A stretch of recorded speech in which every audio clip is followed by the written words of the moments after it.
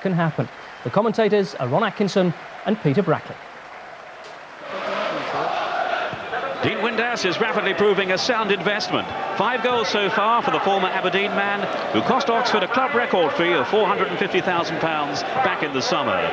Windass began the season in midfield, but has now been restored to his preferred position up front. And with Kevin Francis and Nicky Banger both out injured, another newcomer, Andy Thompson, is taking a claim for the other striking role. It's the same side that started Saturday's impressive home win over Queen's Park Rangers, in which Joey Beauchamp, top scorer last season, scored his first of this campaign. 2 goals at the weekend brought Lee Hughes' Albion tally for the season to 10. It's been a super start for the man now idolised by supporters he once stood with on the terraces as a youngster. Entertaining but erratic is the early report on Albion's progress. They let slip a 2-goal lead on Saturday at Stockport, but arrive here with wins under their belts from trips to Port Vale and Bristol City. 2 changes tonight. Skipper Sean Flynn is injured and fullback Jason Van Blurk suspended. Their places go to the Italian midfielder Mario Bortolazzi and former Derby defender Matt Carbon. Taking charge tonight is Michael Dean from the Wirral, one of the Football League's youngest referees. Oxford United kicking off, 19th in the First Division against West Bromwich Albion, 10 places and 5 points better off. And certainly there's added spice to the occasion with the return of Denis Smith. Last season, in his first game back here as Albion manager in February, his team were on the wrong end of a 2-1 defeat. This is Simon Marsh. Ron Atkinson, how do you see the game shaping up? I think a lot will depend on the Albion front line. They look as if they've got a very positive front line, 2 front runners that are prepared to run behind people, 2 wide people that are both at the best attacking, and I think that will be the key. If they get into the game, I think they'll give Oxford a lot of problems tonight. This is Les Robinson. Carbon playing as a left-back then tonight. The Freitas caught offside. But that's unlucky. That's the sort of ball they should be looking. Balls that they can have the 2 front 2 running onto. Always an early chance for Oxford too, and it's hit rather casually past the post. Clive Thompson. Well, this is all due to Windass's persistence in the air.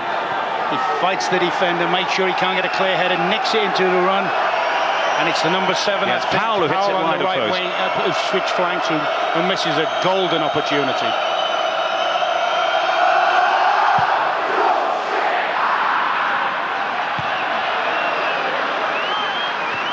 Goes Snakers.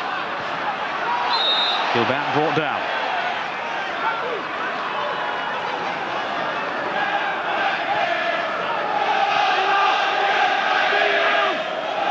Bortolazzi's free kick. Carbon has gone up, Raven as well.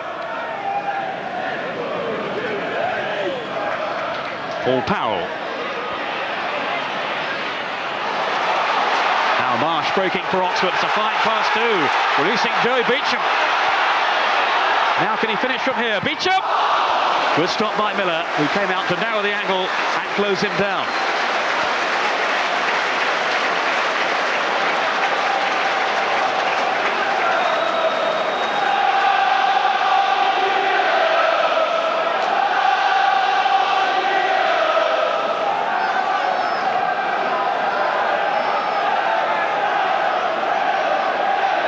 Oxford's corner. It's a poor one.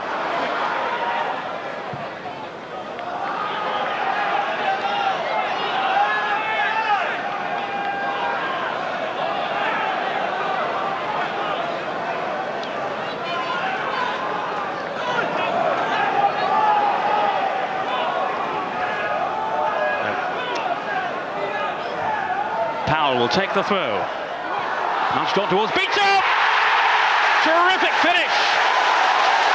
Down below me, the Oxford officials are off the bench, and no wonder. Stacking drive by Joey Beauchamp, who hadn't really got into his stride this season before Saturday. Now he's really back on song. That was a cracking goal.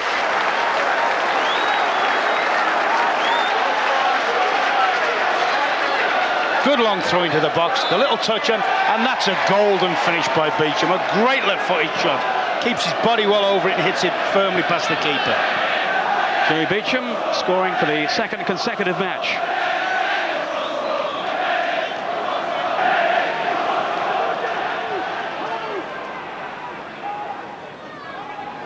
Paul Marden aiming for his central defensive partner Raven, who stayed upfield. Now it's Carbon. Rather snatched at his chance. It was certainly an opportunity then for Matt Carbon.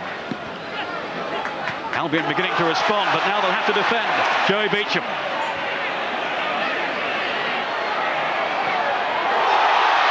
Well, it's good work by Beauchamp away from Bortolazzi. Simon Marsh. That was a fantastic save by Miller. Superb reaction stopped by the keeper. Magnificent counter-attack this, isn't it? I mean, look at Beauchamp there. He's run the length of the field, dives in between two players. Marsh appears to do everything right. And as you say, Miller, a great one-handed save around the post. All when Albion should have been scoring at the other end with Carbon. Alan Miller reminding us there why he is rated so highly by West Bromwich Albion. Nearly fluffed that one, mine. It's gone behind for a corner. I spoke too soon, Ron.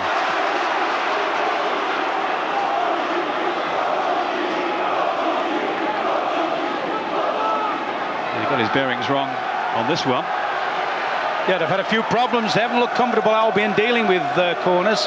I saw them in an early game this season, and it looked a bit of a problem for them then against Bolton. Yeah, generally, they have been suspect defensively for all their flair going forward. Beauchamp. It's another free header, and another wonderful save. Once again, Alan Miller to the rescue. I think the incredible thing about this game is it's still only 1-0. I mean, that is arguably the 6th chance of the game already.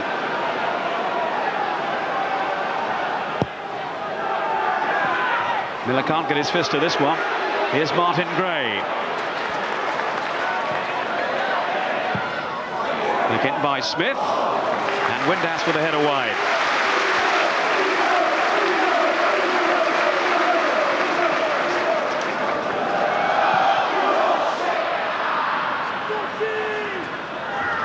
Beauchamp, the big hero, of course, of his playing days with Oxford. The man who held aloft the League Cup, the Milk Cup, I think it was known then, back in 1986 against Queen's Park Rangers. Heady days for Oxford. So is David Smith. He's done well. Gray. Smith again. Good work from those two central midfielders from Oxford. And they play some neat and tidy football so far tonight. But for Alan Miller, would have had a bigger lead. Oh, certainly. I mean, at the moment, you look at Gray and you look at Smith in the central midfield position. They're more energetic, more lively, more competitive. I mean, Snakers is a player that plays when they're attacking, and at the moment he's just chasing the ball around. He's hardly getting a touch of it. Kilban. By Beauchamp. Good football from Oxford again. Windass was involved. Beauchamp's cross. Again, it's a free header off the post. Thompson so unlucky. Well, they've got to try and stop Joey Beauchamp. At least they've got to try and force him onto his right foot to cross them. That's another excellent ball. Thompson down. I just wonder at that stage whether Miller might have made a save there. But as you say, rode with the luck, hit the post. Whelan getting the better of De Freitas in the air. Here's Joey Beauchamp. Hold it! Windass. What a good signing he's been from Aberdeen. He's a great setting up player for them. You know, nearly all their best moves have come when him and Beauchamp are involved. But he's very, very tidy, Windass. When the ball's into him, he's got great feet. Marsh, who's an England under-21 international. He was on duty for the Toulon tournament back in the summer. I saw his debut, actually, a few years ago down at Brighton. When he came in as a youth team player. They were a bit short that day, and he had an outing earlier than he might have anticipated. That's that link-up again, isn't it? Yeah, he's doing well, Windass. Beauchamp on for Robinson, who I don't think has got the legs on Kilban. He accelerated back to defend. Republic of Ireland international Kevin Kilban, who's attracting a lot of interest from Premier League sides. Aiming for Whelan. Out by De Freitas.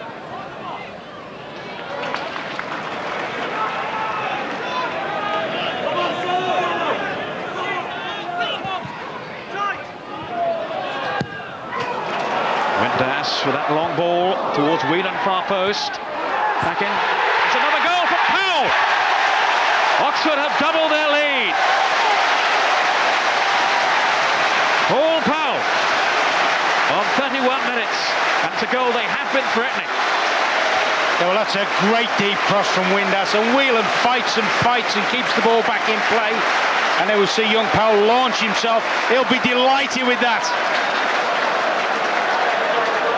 Great deep cross here from Windass. He is obviously aware that Whelan stayed up from the last attack. Whelan, one header, two headers, goal. There's Robinson requiring some attention here. This is a head injury.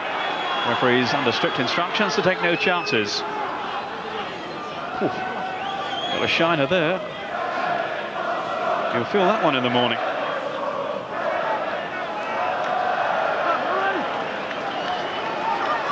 Great favourite for the Oxford fans, Les Robinson, who voted him their Player of the Year.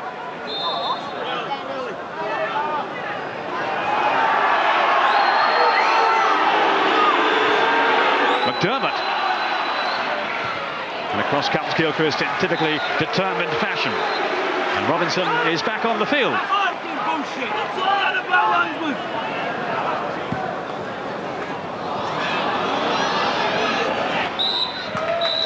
It's been an excellent first half for Oxford.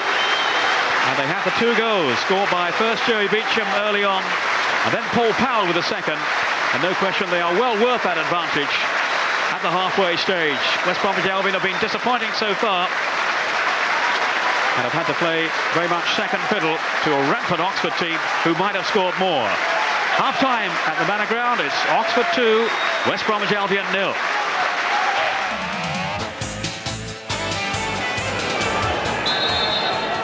It's Albion who start the second half, and they have made a substitution, bringing on the young Italian who's on the ball there, the number 14, Enzo Maresca. He's only 18, replacing Richard Snakers, and he is a name and a player familiar to you, Ron.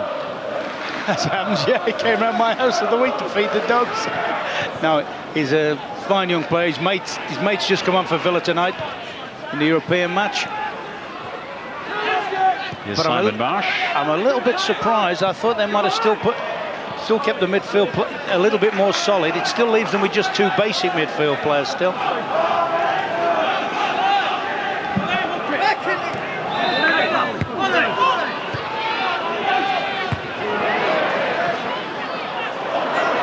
In goes Joey Beauchamp. Carbon. Kilban's flick. Neat touch then from the young Italian Maresca. Away goes Kilban. Hughes wants it played into the middle. Whitehead stop. Oh, desperate last-ditch defending. And somehow Oxford have smuggled it away. That was a real escape. Hughes. The flag was up. It wouldn't have counted. It wouldn't. It was a very late decision from the linesman. At one stage I thought, has he let it go? But I think we're going to see some remarkable defending here. I mean, that's a super ball in from Kilban. All over the place. And all odds then it's going to be a goal, and Gilchrist somehow acrobatically makes a magnificent clearance. Hughes with a very neat touch. De Freitas now. Might be through here. Albion, De Freitas. Oh, Hughes is furious. He was unattended far post. And it was a tame finish by De Freitas. It was an awful finish. I mean, this emanates from some good link-up play with his partner, Hughes. He's got time here to straighten himself up and go in on goal. And I think he wanted to hurry the chance away.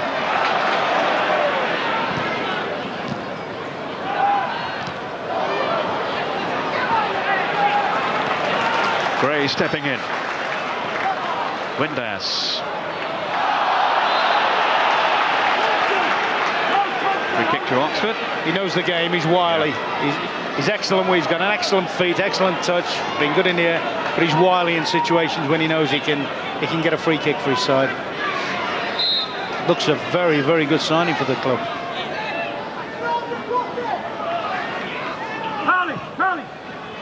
Gilchrist looking to attack this one. Here is Gilchrist. And in the end, it was a really good chance fashioned for him. And he'll be disappointed he didn't tuck that one away. He'll have wished that was on his left foot. But some good holding up play there. The ball falls in his path. And when he hit it, you know, I bet he thought he'd scored.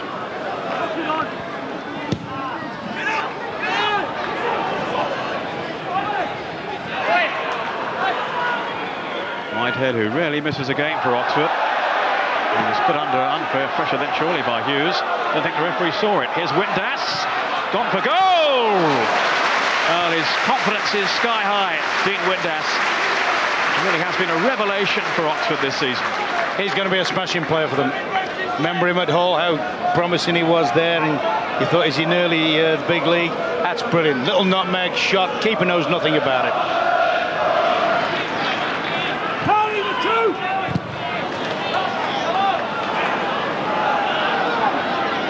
Martin.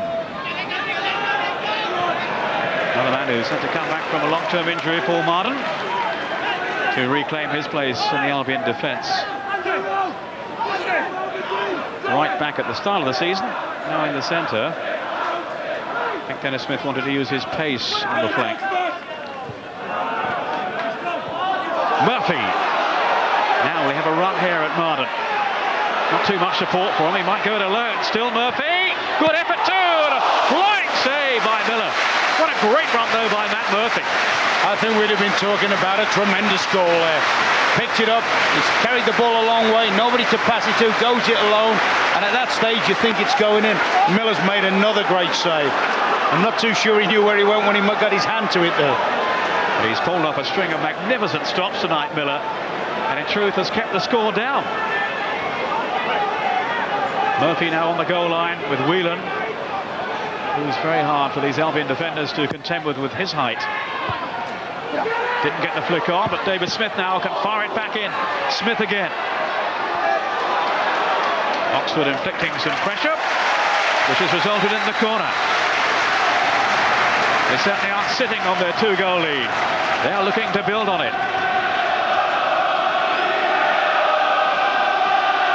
Whelan had Murphy, targets in the 6-yard box. That was Whelan. Looked to be handball. It's gone in anyway from Marsh.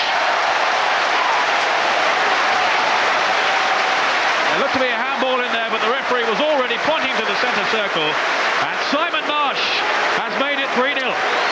Well, most of this is done by the presence of the big Whelan, big number 5 Whelan. For once, the goalkeeper nowhere. It falls to Marsh. He gets the little turn on. There's a handball, definitely. Full marks to the referee there. We've seen incidents recently where there's penalties awarded and players sent off. That's a sensible application, that. Probably Miller's first mistake tonight. I think he got a little bit caught behind the presence of big Whelan and lost sight of it. Whelan's presence is causing so many problems on corners, on free kicks.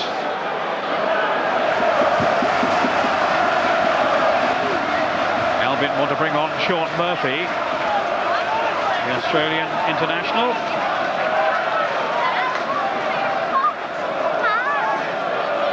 Not just yet. Here's Simon Marsh. Now Martin Gray. They've kept their shape tonight, Oxford. Marsh. And the home fans here relishing their team's display against one of the more fancied sides in the division. Murphy with a touch off to Powell. He's got Beauchamp to his right. Went for glory. Beauchamp is furious with it. Yeah, but Joey Beauchamp will have done that himself as a youngster, you know. I mean, he's excited. He's got a goal already. His team's on fire. There's a bit of adrenaline flowing. He scored himself, and it wasn't a bad old shot into the bargain.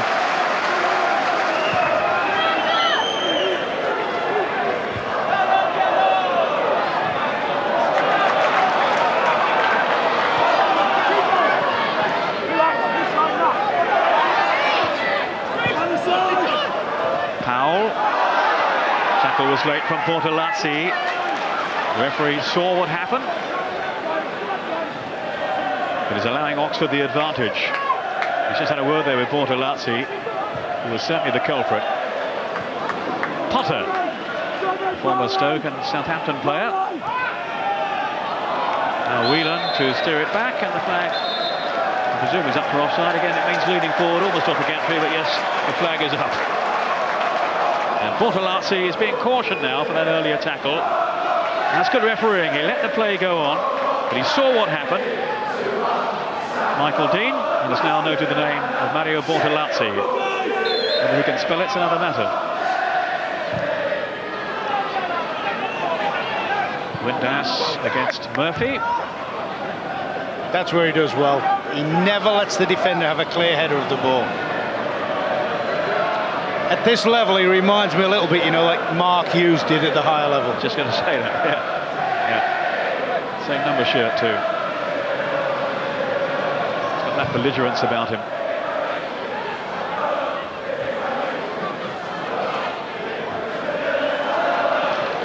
Hughes chasing, but Whitehead is there. And they are looking a little dispirited now. No wonder West Bromwich Albion, they've been outplayed. Hughes can't do that.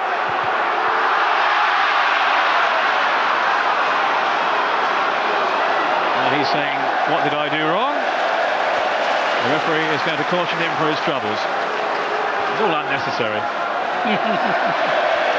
He knows the rules. I'll tell you what, technically, you know, the ball's out in the open when he takes that. Every referee in the game would give a free kick. Yes. But technically, when the goalkeeper throws the ball away from him, it's out in the open.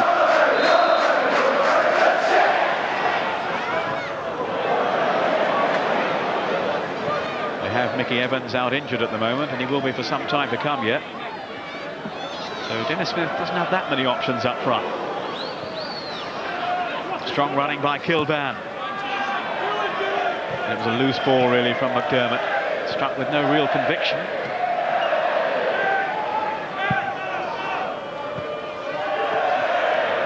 Two minutes of stoppage time played, and the final whistle is not far away now.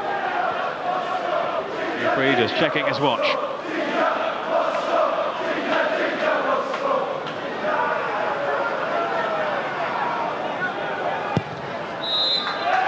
been a fine all-round exhibition from Oxford United. A convincing 3-0 win in the end.